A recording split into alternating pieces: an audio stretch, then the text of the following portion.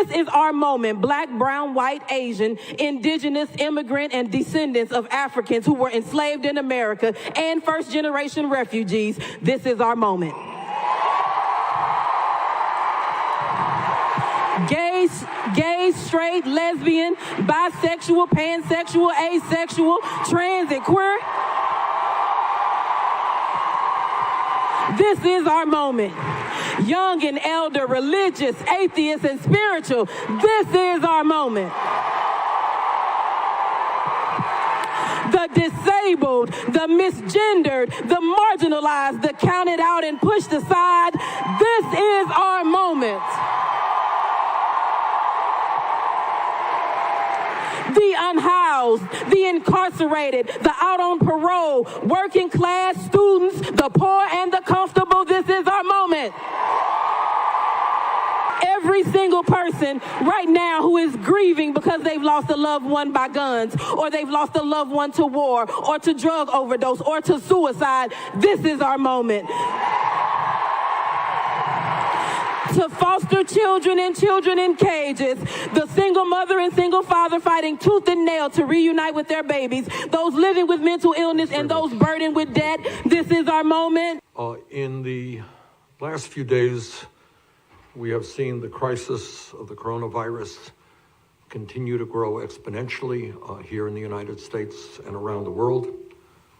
And we have witnessed a global economic meltdown which will impact millions of workers in our own country. In terms of potential deaths, and in terms of the economic impact on our economy, the crisis we face from the coronavirus is on a scale of a major war, and we must act accordingly. Nobody knows what the number of fatalities may end up being, or the number of people who may get ill, and we all hope that that number will be as low as possible. But we also have to face the truth, and that is that the number of casualties may actually be even higher than what the armed forces experienced in World War II. In other words, we have a major crisis, and we must act accordingly. Therefore, it is an absolute moral imperative that our response as a government, as a society, as a business community, and as individual citizens meet the enormity of this crisis. As people stay or work from home and are directed to quarantine, it will be easy for us to feel like we are all alone. I'm working at home, not in my office. Or that we must only worry about ourselves and think that everybody else should fend for themselves. But in my view, that would be a tragic and dangerous mistake. If there ever was a time in the modern history of our country when we are all in this together, this is that moment. Now is the time for solidarity. Now is the time to come together with love and compassion for all, including the most vulnerable people in our society who will face this pandemic from a health perspective or face it from an economic perspective. If our neighbor or coworker gets sick, we have the potential to become sick. If our neighbor loses his or her job, then our local community suffers and we may lose our jobs. We are in this together. If doctors and nurses and medical personnel do not have the equipment and the training and the capacity they need right now, people we know may unnecessarily face additional illness and even death. We are all in this together. Unfortunately, in this time of international crisis, it is clear to me, at least, that we have an administration that is largely incompetent and whose incompetence and recklessness have threatened the lives of many, many people in our country. So today I would like to give a brief overview of what, in my view, we must do to respond to this crisis. First and foremost, we are dealing with a national emergency, and the President of the United States must understand that and declare that emergency. Next, because President Trump is unwilling and unable to lead selflessly, we must immediately convene an emergency bipartisan authority of experts to support and direct a response that is comprehensive, compassionate, and based first and foremost on science and fact. In other words, Congress, in a bipartisan manner, must take responsibility for addressing this unparalleled crisis. Further, we must aggressively make certain that the public sector and the private sector are strongly cooperating with each other, and we need national and state hotlines staffed with well-trained people who have the best information available. One of the aspects of the current crisis is there are people who are asking themselves, what are the symptoms of coronavirus? Do I have a cold? Do I have the flu? Do I have the coronavirus? Who's going to help me? Where do I go to seek medical treatment? How do I get a test? When is that test going to be processed? People have a lot of questions, and at the statewide and federal level, we need experts to provide the necessary information to our people. The American people deserve transparency, something that the current administration has fought day after day to stifle. In other words, we need to know what is happening right now in our country, in our states, and in fact, all over the world. If there was ever a time for transparency and honesty and being straightforward, this is that moment. And we need that information coming from credible, respected, scientific voices, of which we have many in our own country and all over this world, not from politicians. And during a crisis, we must make sure that we care for the communities most vulnerable to the health and economic pain that is coming. Those in nursing homes and rehabilitation facilities, those confined in immigration detention centers, those who are currently incarcerated and in jails, and all people regardless of their immigration status. Unfortunately, as I think the American people increasingly understand, our country is at a severe disadvantage compared to every other major country on earth because we do not guarantee health care to all people as a right. And as we speak, some 87 million Americans are either uninsured or underinsured. And when you are uninsured or underinsured, you hesitate about getting the medical care you need because you cannot afford to get that medical care. The result is that millions of our people cannot afford to go to a doctor, let alone pay for a coronavirus test. So, while we work to pass a Medicare for all single-payer system, the United States government today must make it clear that in the midst of this emergency, everyone in our country, regardless of income or where they live, must be able to get all of the health care they need without cost. Obviously, when a vaccine or other effective treatment is developed, it must be free of charge. We cannot live in a nation where if you have the money, you get the treatment you need to survive, but if you're working class or poor, you get to the end of the line. That would be morally unacceptable. Further, we need emergency funding right now for paid family and medical leave. Anyone who is sick should be able to stay home during this emergency and receive their paycheck.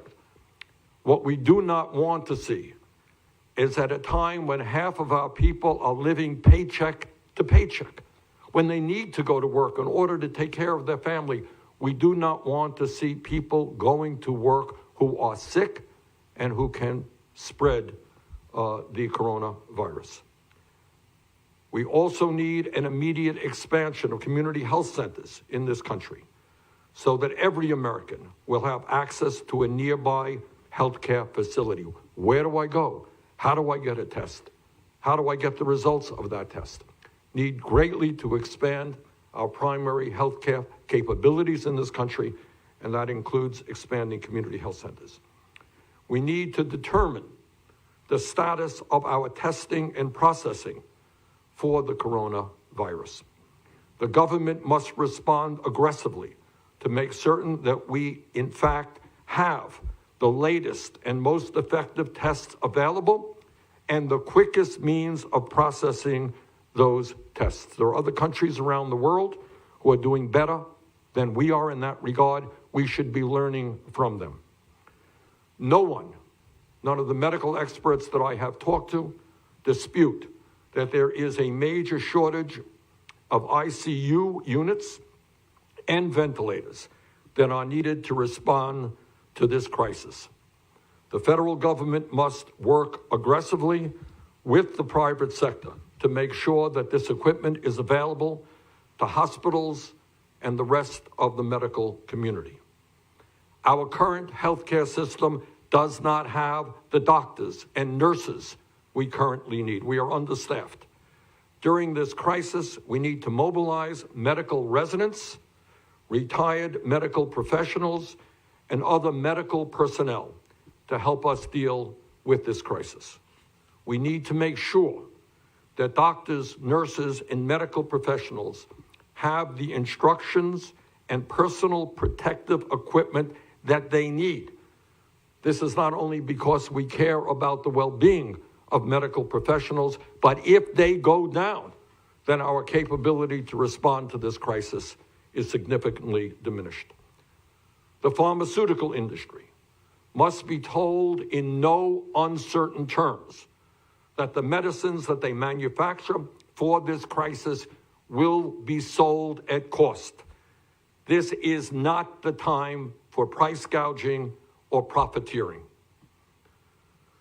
The coronavirus is already causing a global economic meltdown, which is impacting people throughout the world and in our own country. And it is especially dangerous for low-income and working-class families, people who today, before the crisis, are struggling economically.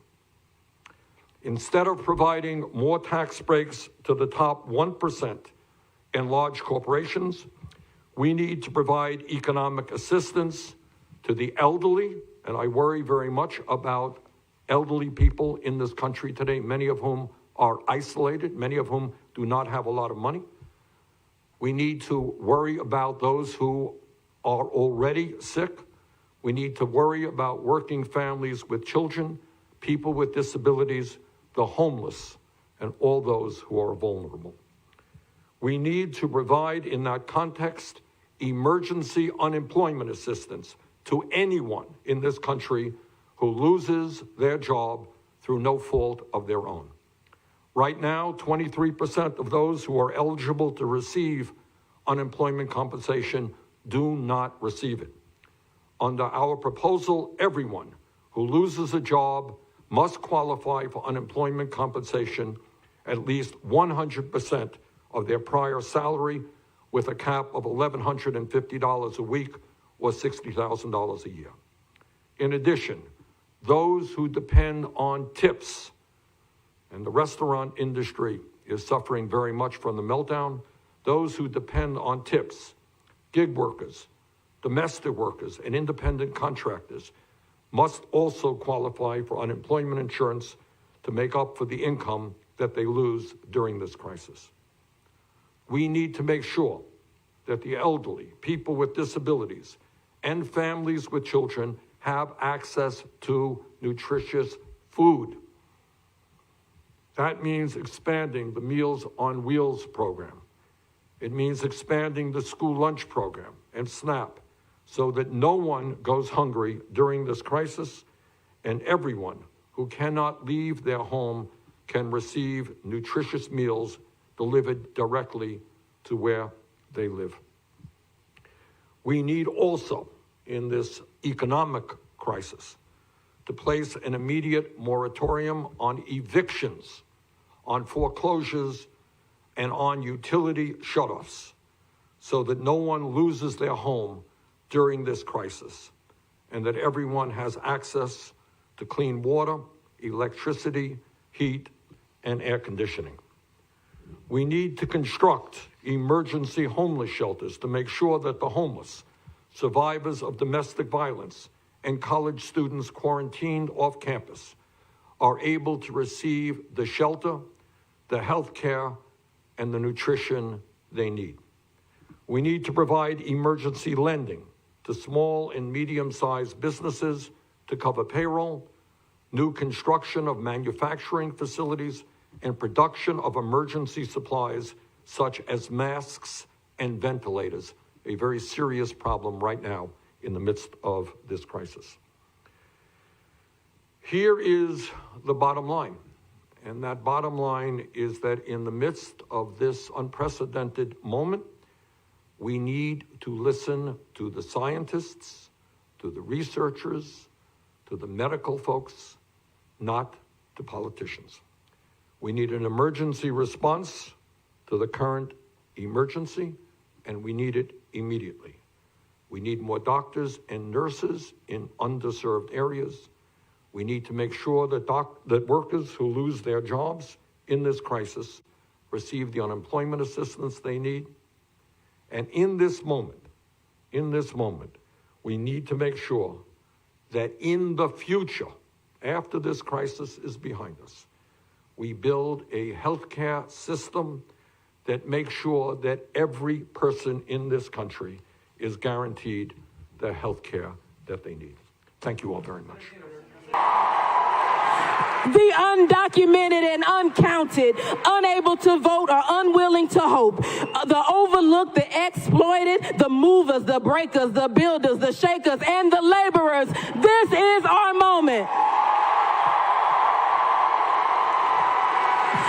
Teachers, nurses, farmers, veterans, store clerks, hotel workers, firefighters and service members, engineers and electricians, those unemployed and those retired. This is our moment.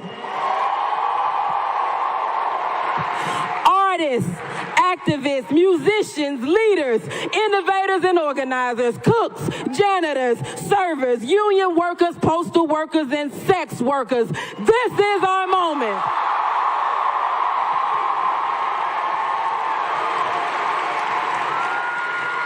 To the black women making 61 cents on the dollar, the black families who have had the just make it home safely baby talk, this is our moment.